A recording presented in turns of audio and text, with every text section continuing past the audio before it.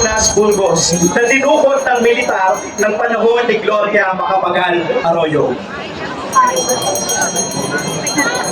Kahapon, nakita ko sa balita, sinabi ni AFP Chief of Staff General Browner na kasama nila tayo sa laban sa korupsyon. Sinabi nila, kasama nila ang mamamayang Pilipino. General Browner, huwag mo kami pinaglonin ako! Isang ulitin niyo ang ginagawa niyo sa amin! Isang ulitin niyo ang mga tinukot ninyong aktivista! Mga aktivista na nananawagan lamang ng lupa sa magsasaka! Mga aktivista na nananawagan lamang ng makatarungang sahod! Initaw ninyo ang mga desaparecido! Sinabi ni Marcos Jr., kasama daw siya tayo, kasama daw siya. Tama ba kayo? Tama kayo tayo, di ba pa hindi magagaliti sa lantad na pangurakot ng pera natin? Ang sarap ng buhay mga nepo babies, di ba? Ang gara ng buhay, nagpapaypay ng salamin, puro travel the world, ang gama ng mukha! Pero sino ba ang original na nepo baby? Sino ang OG? Bongbong Marcos at ang kanyang mga kapatid noong 70s at 80s sa panahon ng mga kahirapan nagpapakasasa sa pamilya Marcos. Habang namamatay sa gutom ang mga sanggol sa Negros, nagpaparty si Marcos sa presidential yacht at kumakanta ng We Are the World. Pinag-tuition natin siya sa Wharton at may $10,000 allowance kada buwan. Habang si Ivy na doon nasa Princeton, binilahan ng tatay niya, tayo binilahan natin ng mansyon. Wow naman talaga! Ngayon, September 21, 53 years later, ito ang ating paalala kung bakit dapat patuloy tayong magalit.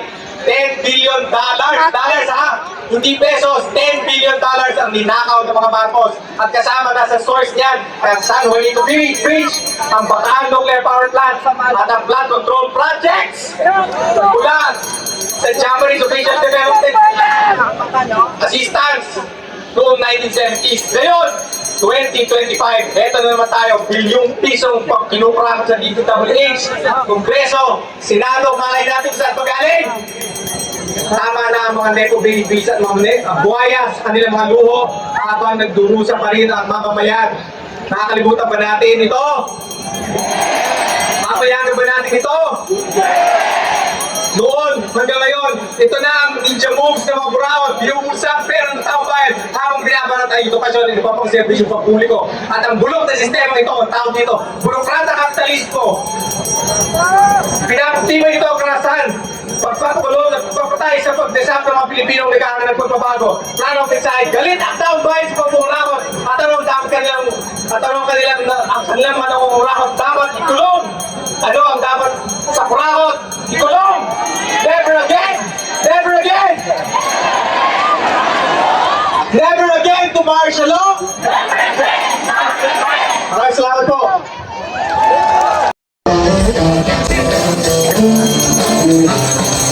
Tuwing mumulan sa aming bayan, ako ay laging kinakabahan. Pagkat laging baha sa daraanan at mga basura'y nagtulutangan habang mga buhaya. Tangay ang bilyong pera na dapat gagamitin kang baha ay kontrolin. Ngunit paano nga ba pupusasan ang sarili? Ngunit paano nga ba huhulihin ang katabi? Kung ka mga nag-iimbestiga ay kasama ang mga buhayang namumuga sa gobyerno noon pa.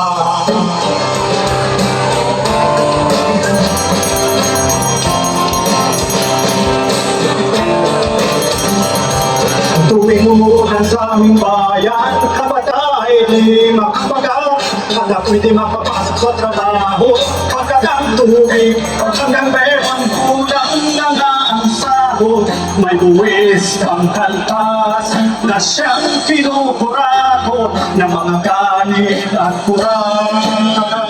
Ngunit paan maba, pupusasan ang sarili, ngunit paan maba, puhulihin ang katabi sa mga nag-iimbestiga ay kasama ang mga buhayang namumugan sa gobyerno noon pa.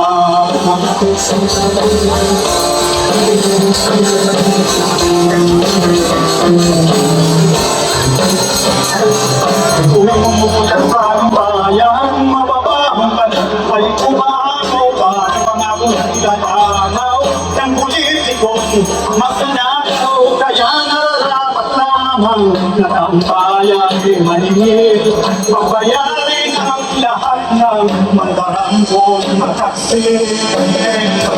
Ngunit paan maba, pupusasan ang sarili, ngunit paan maba, uhulihin ang katabi sa mga nag-iimbestiga ay kasama ang mga buhayang namumugan sa gobyerno noon pa.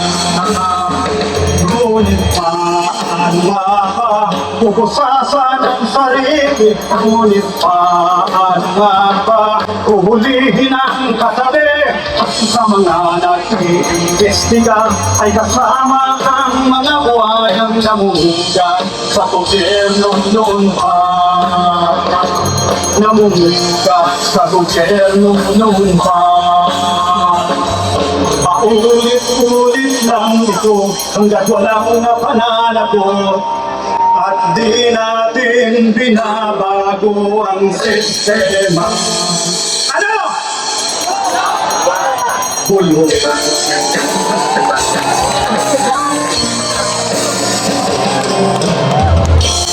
Maraming salamat po!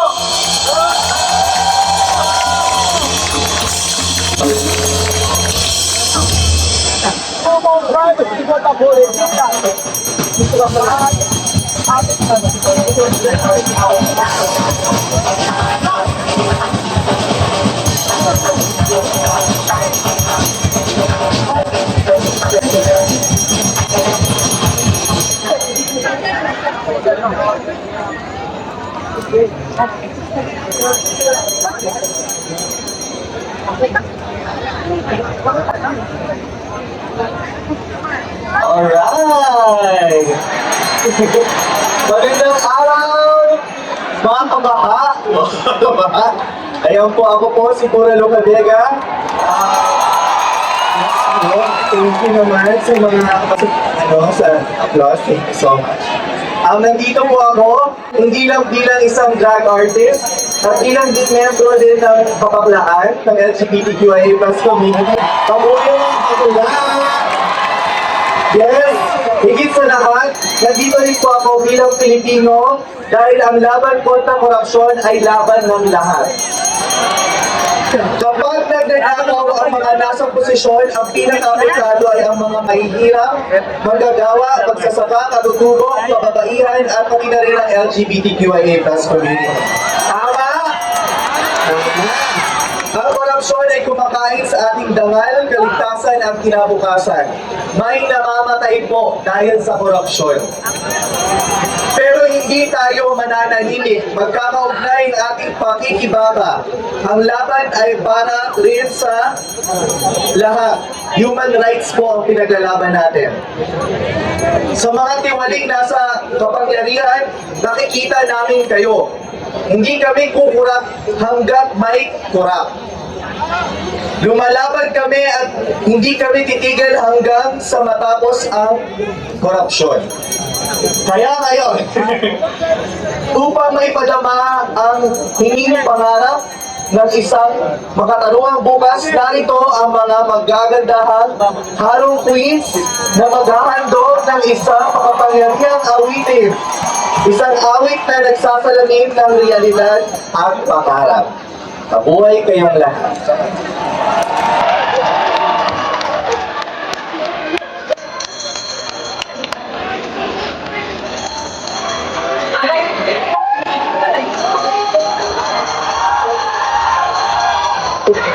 Thank you.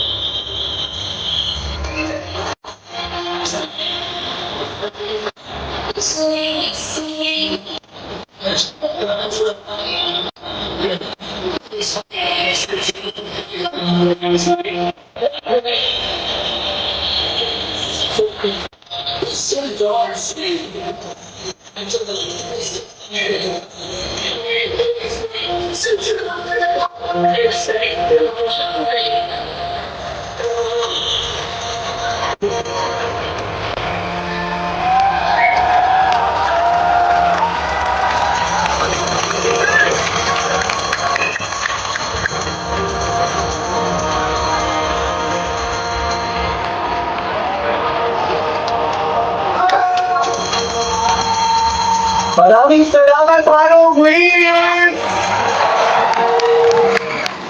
At susunod, ating ipapakilala si Miss Joy Bargoma, ang Miss Earth Philippines 2025 for her message. Maraming salamat po sa ating pong Halong Queens sa napakaganda pong performance ngayong umaga. Ang tao, ang bayan! Isang mapagpalayang araw po sa ating lahat. Muli ako po si Joy Barcoma, isang Pilipinong naniniwala na nasa ating kamay ang pagbabago, nasa ating kamay ang kapangyarihan, at ito na po ang simula. Taas po ng kamay lahat po ng Pilipino. Taas po ng kamay lahat ng Pilipino. Lahat po ng nakataas ang kamay. Lahat po ng Pilipino. Kayo po. Tayo po ang nilalanghawan ng gobyerno. Dapat lamang pong managot lahat po ng kurakot, lahat po ng may kaugnayan sa katiwalian. Ngayong araw po, inaanyayahan ko ang lahat na maglinis. Maglinis ng pamahalaan. Paglilinis laban sa korupsyon. Paglilinis laban sa katiwalian. Paglilinis laban sa kawalang hustisya. At paglilinis laban sa kawalang hiyaan sa paglustay ng pondo ng bayan. Bawat buwis ay dugong pawis po ng mga mamamayang Pilipino. Hindi mo tamang ginagamit ang pondo para sa pansariling interes o para sa mga kani-kanilang negosyo. Ang buwis ng bayan ay para sa bayan.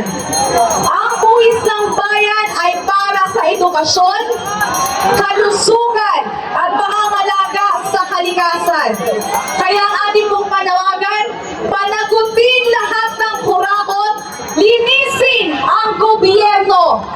Hindi mo tama na tayo ang nagdurusa habang sila ang nagpapakasasa. Muli taas po ang kamay ng mga Pilipino. Kayo po ang pagbabago. Tayo po ang gagawa ng gobyerno makakalikasan, makatao, makadiyos, at makabansa.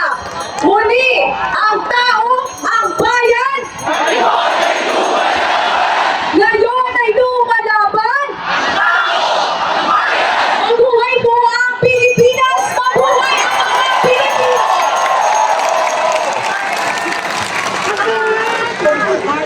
Ang tao, ang Kami, dahil magkaugnay ang issue ng pagsira sa kalikasan at ng korupsyon. Parehas na dinulot ng bulok na sistema. May pagbaha dahil inuna ang kita ng malalaking korporasyon kaysa pagdepensa sa kalikasan. Dahil inuna ang mangurakot ng gobyerno kaysa serbisyo sa mamamayan. Si Marcos Jr., kunwari may pakailan sa kalikasan at sa krisis sa klima. Yun pala, gagamitin lang para sa greenwashing projects niya. Ang flood control projects, kunwari para tugunan ng baha. Yun pala, para maging balot ng korupsyon. Sa lalim ng putik at kahirapan na kinalulubugan ng mamamayan, unang ang mga putik na pinataw at pinahid sa mga kusali at larawan ng mga kurakot at magnanakaw. At bawat punong pinutol sa palit ng mga gusaling hindi naman tayo ang makikinabang.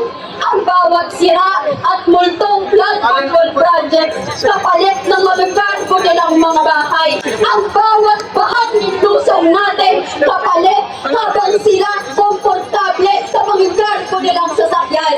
Ang bawat kinakasuhan at inaatake habang pinoprotektaan ng mga pulis at militar ang mga mapalitambong sa bayan at kalikasan. Ang mga ito ay paalala na sagad na ang kabulukan ng sistema. Paalala na sagad na rin ang pananahimik kahit ang pautong na CNC. Paalala na ang pananahimik ay pagbayad na sirain ang kalikasan na paulit-ulit tayong lumugin ng baha at nakawin ang ating puwis na nagkulak sa ating pawis at pagtitiis. Pagpupugay sa mga narito, tayong sinabihang pumalma at huminako. Subalit ang naging abon ay lalong patingay at mas maraming at mas malawak na mga protesta. Dekada na natin itong nararanasan mula pa batas militar ni Marcos Jr. Patunay na nagbabago lang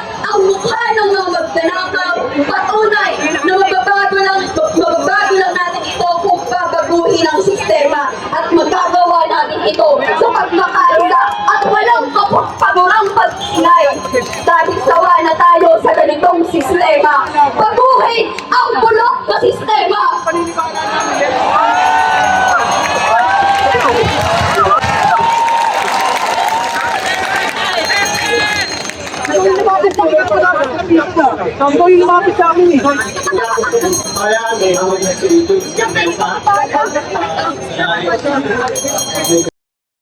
Ako lang ang nakabota sa umagang ito. Dahil sa Bulacan at Pampanga, baha hanggang ngayon. Naubos ang flood control project at farm to market road budget, pero ang mga kalsada ang dapat kontrolin wala. Kaya baha pa rin hanggang ngayon. Kaya napakahalaga po ang pagkilos ninyo, pagkilos natin para sa magsasaka. Ano epekto ng baha? Ng mga flood control project na po? Una po, ang magsasaka dumaranas ng matinding kahirapan, kagutuman, lalo ngayon. Pangalawa, ang pagkain na dapat ay aani ng palay na dubog, nasira.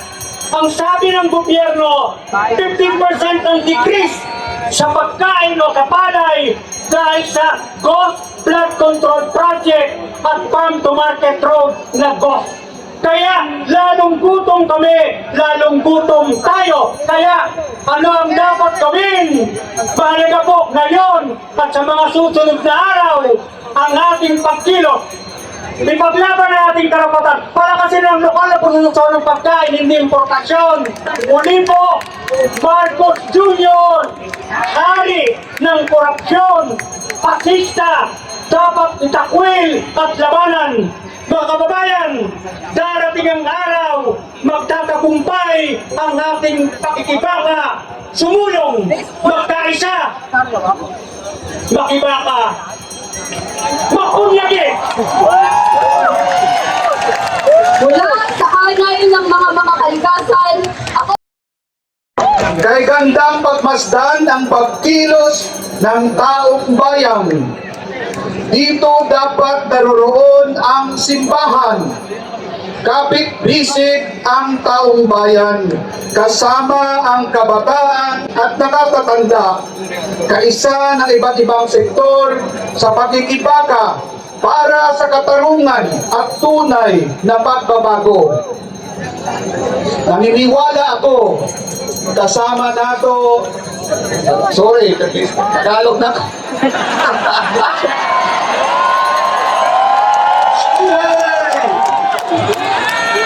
Naniniwala ako kasama natin ang ating Panginoon dito ngayon.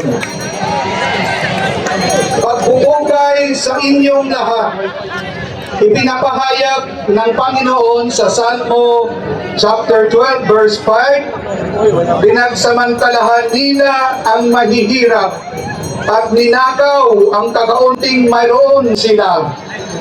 Sabi ng Panginoon, sasagipin ko ang mga dukha at mahihina at parurusahan ang mga nananakit sa kanila.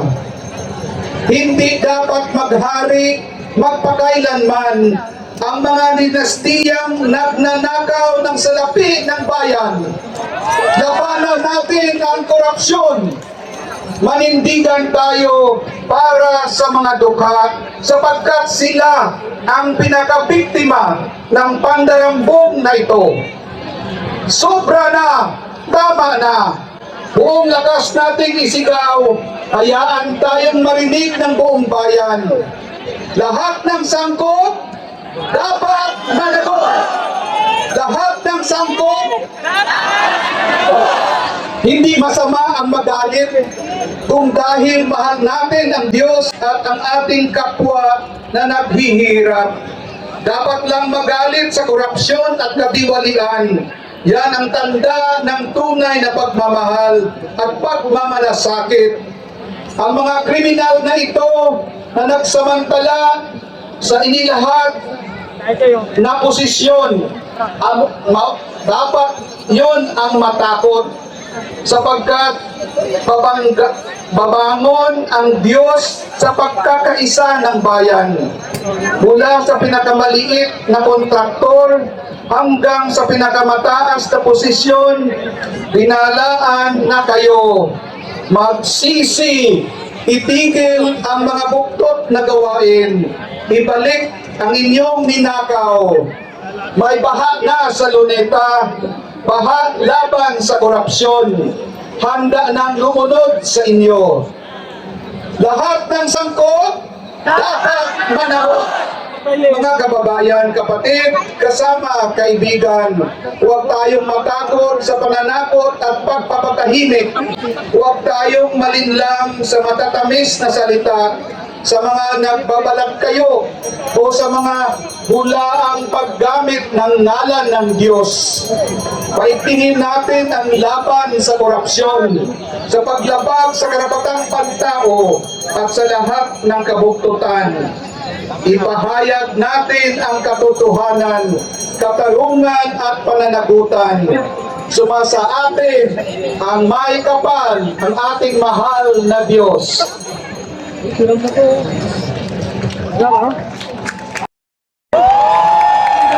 Convener ng taong bayan ayaw sa Magnanakaw at Abusado Network Alliance, so tama na. Kasama sa nagpasimula ng aksyon laban sa korupsyon sa Luneta ngayon. Palakpak para sa ating pagkakansa. Sa ating pagtindig, binubuo na natin ang bagong bayan, ang bansang pangarap ni Jose Rizal at Andres Bonifacio. Shout out sa mga kapwa ko taga Bulacan! Lubacan, Bulacan! Pinakamalaki ang pondo sa flood control, pero palala ang baha. Alin po nga sa baha? Bangka sa kalsada, patambak, pataas ng bahay, bota, lusog, lamoy, araw-araw. Pinag-a-adjust tayo sa buhay para sa bahang pumapatay. Ang binatilyong si Dio de la Rosa namatay sa leptospirosis. Pag walang pasok, no work, no pay ang manggagawa. Tayo, sira-sira ang bahay, miserable ang ating buhay. Habang nakatira sa mansyon, sa Forbes Park at Dasmariñas Village, ang mga korap na contractors at dynasties, bilyon-bilyon ang kurako. Nakakagamit ang 40 na sports car ng buwayang contractor. 40, Diyos mio. Mahabang mesa ng limpak-limpak na kickback ng mga senatong at kongresista habang nalulunod tayo. Lalong nakakagalit si President Marcos at VP Duterte. Tumanggap ng halos 20 million pesos na donasyon mula sa mga contractors na naglulubog sa atin. Kung may delikadesa sila, kung may hiya sila, pareho na silang dapat mag-resign. Sa Japan, alam na natin ang ginagawa ng mga dawit sa korupsyon, di ba? Kaya tama na, sobra na ang pandarambong sa bayan. Tama na, sobra na ang pananahimik. Tama na, sobra na ang sistema na ninanakaw ang pondo na para sa bayan. Pondo sa serbisyo, hindi sa korap na politiko. Lahat ng sangkot, anong sagot? Dapat managot. Lahat ng sangkot, dapat managot. Ikulong ang mga magdarampong at higit sa lahat, wakasan ang paghahali ng mga dinastiya. At buuin na natin, baguhin na natin ang sistema. Maraming salamat. Tuloy ang laban, mga kababayan.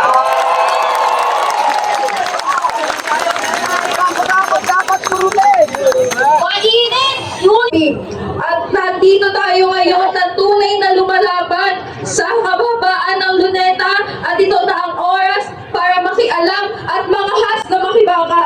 At syempre mga kasama, hindi dito nagtatapos sa ating pagkilos. Simula pa lang ito, kaya humanda sila. Humanda ang administrasyon na to sa pagbaha ng mga kilos protesta ng taong bayan. Galit na sa korupsyon. Ginagawa ito, inaanyayahan namin ang kabataan na ugatin natin ang tunay na salot at dahilan ng paghihirap ng mamamayan. At ang dahilan pagkilos. Taimtim nating alamin kung sino ang totoong kakampi at totoong kaaway ng masang api. Ito ang henerasyong hindi nakakalimot at hindi nagpapatawad. Kaya't lahat ng galit, sabay-sabay nating isigaw, ang tao, ang bayan! Ngayon ay lumalaban!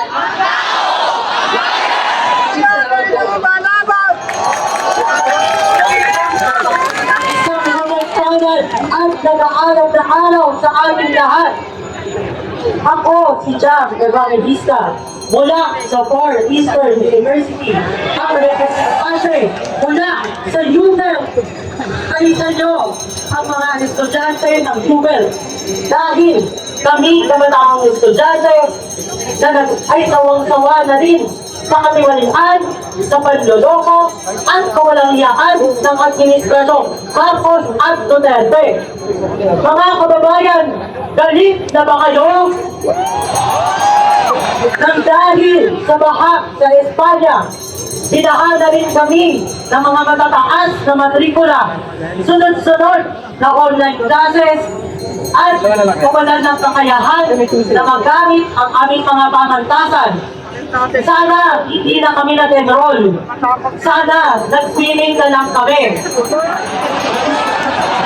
Kasi kapag nababak na kami rito, gusto nila ng globally competitive na students, pero ayaw nila magpaawat sa budget cuts. Nasaan ang pondo para sa edukasyon at flood control? Nasa bulsa na nila. Ayun, sinunakot na nila para sa kanilang goals project. Wala nang iba. Ang iba pang pwede nilang gawin, kundi ang ibalik ang pera ng taong bayan. Kaya naman, sabay-sabay natin isigaw, Marcos Singilin! Duterte panagutin! Duterte panagutin! Marcos Singilin! Abiso sa tao! Huwag gawing negosyo! Huwag gawing negosyo! Serbisyo sa tao! Maraming salamat po!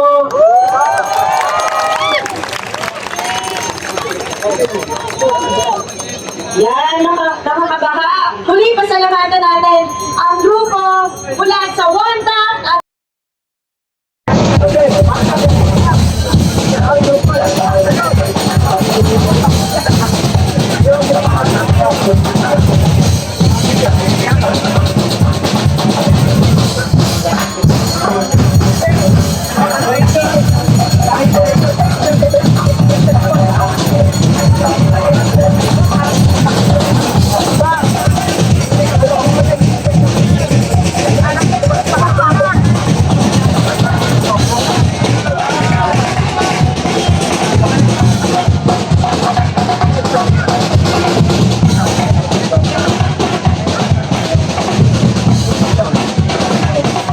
puso, sa dibdib mo'y buhay.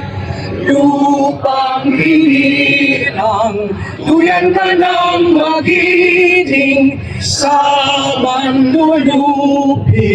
Di ka pasisiil sa dagat at bundok, sa simoyan, sa langit mong bukaw. May nilagang tulan at awis na pagdayang minamahal. Ang kislap ng watawat mo'y agong ay na nagdidingnig. Ang bituin at araw yang kailan ang may di madidilim. Lupa ng araw ng buwan, hari pasinta, buhay ay langit sa piling mo. Aming ligaya ng pag may mga api, ang mga tay ng dahil sa'yo. Ang tao, ang bayan! Ngayon ay lumalaban! Ngayon ay lumalaban! Ang tao, ang bayan!